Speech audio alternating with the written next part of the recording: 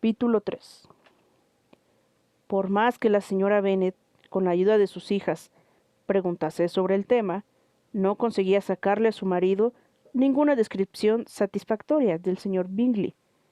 Le atacaron de varias maneras, con preguntas clarísimas, suposiciones ingeniosas y con indirectas, pero por muy hábiles que fueran, él las eludía todas, y al final se vieron obligadas a aceptar la información de segunda mano de su vecina, Lady Lucas.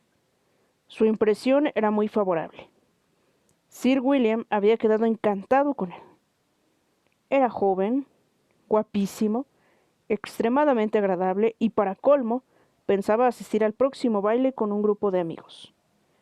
No podía haber nada mejor. El que fuese aficionado al baile era verdaderamente una ventaja a la hora de enamorarse, y así se despertaron vivas esperanzas para conseguir el corazón del señor Bingley. Si pudiera ver a una de mis hijas viviendo felizmente en Netherfield y a las otras igual de bien casadas, ya no desearía más en la vida, le dijo la señora Bennet a su marido.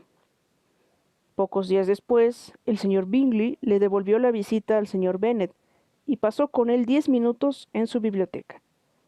Él había abrigado la esperanza de que se le permitiese ver a las muchachas de cuya belleza había oído hablar mucho, pero no vio más que al padre. Las señoras fueron un poco más afortunadas, porque tuvieron la ventaja de poder comprobar desde una ventana alta que el señor Bingley llevaba un abrigo azul y montaba un caballo negro.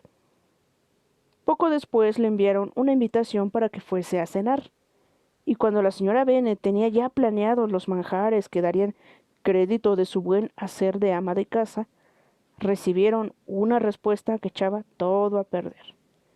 El señor Bingley se veía obligado a ir a la ciudad al día siguiente, y en consecuencia no podía aceptar el honor de su invitación. La señora Bennet se quedó bastante desconcertada. No podía imaginar qué asuntos le reclamaban en la ciudad tan poco tiempo después de su llegada a Hertfordshire, y empezó a temer que iba a andar siempre revoloteando de un lado para otro, sin establecerse definitivamente, y como es debido, en Netherfield. Lady Lucas apaciguó un poco sus temores, llegando a la conclusión de que solo iría a Londres para reunir a un grupo de amigos para la fiesta. Y pronto corrió el rumor de que Bingley iba a traer a 12 damas y a 7 caballeros para el baile. Las muchachas se afligieron por semejante número de damas, pero el día antes del baile se consolaron al oír que en vez de 12 habían traído solo a 6, 5 hermanas y una prima. Y cuando el día del baile entraron en el salón, solo eran 5 en total: el señor Bingley, sus 2 hermanas, el marido de la mayor y otro joven. El señor Bingley era apuesto, tenía aspecto de caballero, semblante agradable y modales sencillos y poco afectados. Sus hermanas eran mujeres hermosas y de indudable elegancia. Su cuñado, el señor Hertz, casi no tenía aspecto de caballero, pero fue su amigo, el señor Darcy, el que pronto centró la atención del salón por su distinguida personalidad. Era un hombre alto, de bonitas facciones y de porte aristocrático. Pocos minutos después de su entrada, ya circulaba el rumor de que su renta era de 10,000 libras al año. Los señores declaraban que era un hombre que tenía mucha clase. Las señoras decían que era mucho más guapo que Bingley, siendo admirado durante casi la mitad de la velada, hasta que sus modales causaron tal disgusto que hicieron cambiar el curso de su buena fama. Se descubrió que era un hombre orgulloso, que pretendía estar por encima de todos los demás, y demostraba su insatisfacción con el ambiente que le rodeaba. Ni siquiera sus extensas posesiones en Derbyshire podían salvarle, ya de parecer odioso y desagradable, y de que se considerase que no valía nada comparado con su amigo. El señor Bingley enseguida trabó amistad con las principales personas del salón. Era vivo y franco, no se perdió ni un solo baile. Lamentó que la fiesta acabase tan temprano, y habló de dar una en Netherfield. Tan agradables cualidades hablaban por sí solas. ¡Qué diferencia entre él y su amigo! El señor Darcy bailó solo una vez con la señora Hertz y otra con la señorita Bingley. se negó a que le presentasen a ninguna otra dama, y se pasó el resto de la noche deambulando por el salón y hablando de vez en cuando con alguno de sus acompañantes. Su carácter estaba definitivamente juzgado. Era el hombre más orgulloso y más antipático del mundo, y todos esperaban que no volviese más por allí. Entre los más ofendidos con Darcy estaba la señora Bennet, cuyo disgusto por su comportamiento se había agudizado convirtiéndose en una ofensa personal por haber despreciado a una de sus hijas.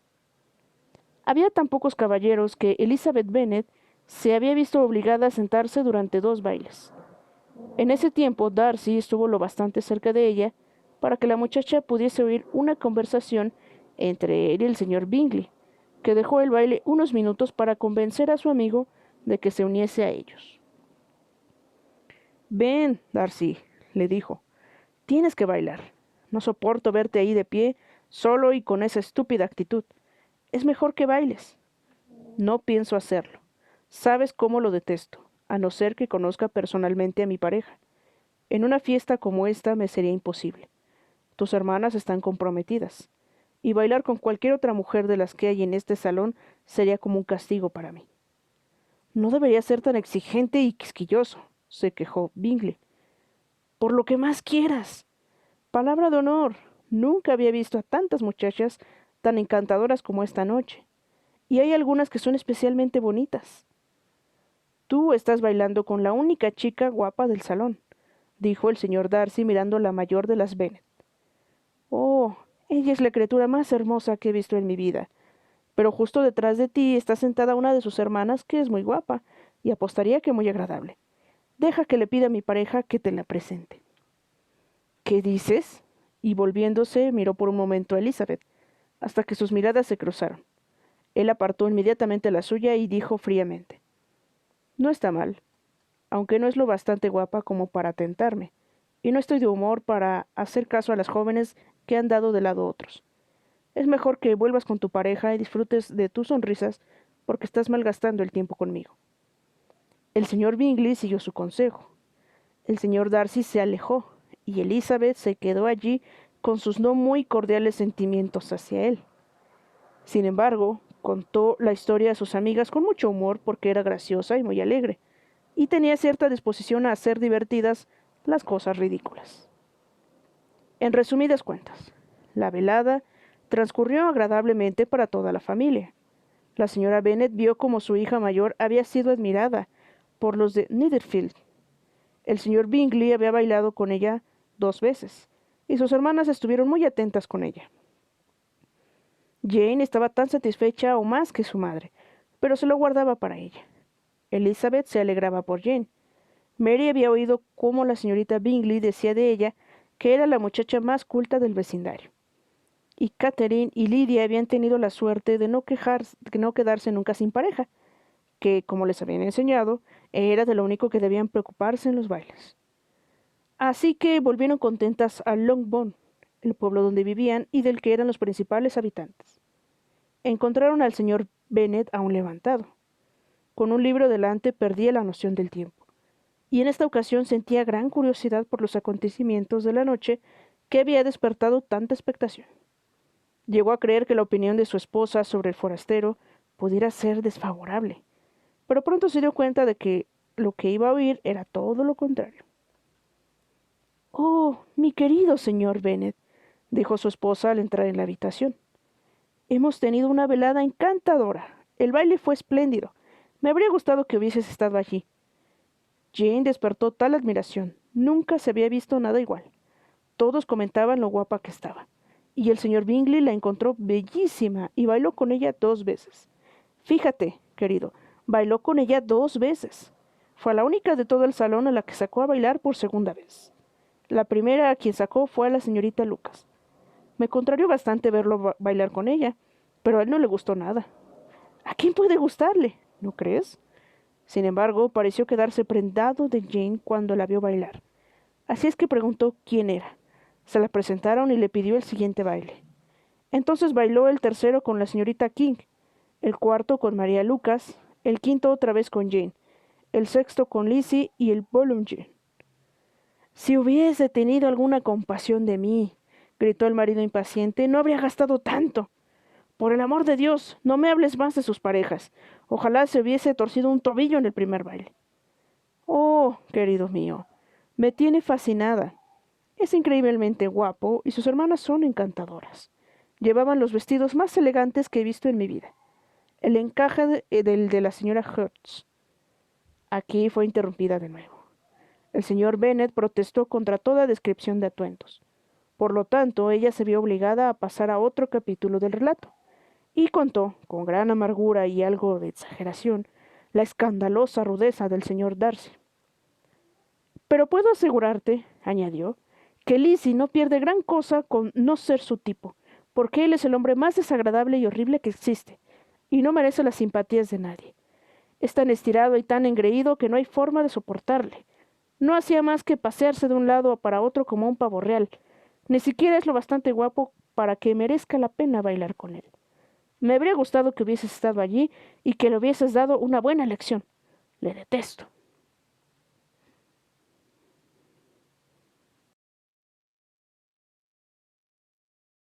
Capítulo 4. Cuando Jane y Elizabeth se quedaron solas, la primera, que había sido cautelosa a la hora de elogiar al señor Bingley, expresó a su hermana lo mucho que lo admiraba. «Es todo lo que un hombre joven debería ser», dijo ella. «Sensato, alegre, con sentido del humor. Nunca había visto modales tan desenfadados, tanta naturalidad con una educación tan perfecta». «Y también es guapo», replicó Elizabeth, «lo cual nunca está de más en un joven, de modo que es un hombre completo». Me sentí muy adulada cuando me sacó a bailar por segunda vez. No esperaba semejante cumplido. ¿No te lo esperabas? Yo sí. Esa es la gran diferencia entre nosotras. A ti los cumplidos siempre te cogen de sorpresa. A mí, nunca. Era lo más natural que te sacase a bailar por segunda vez.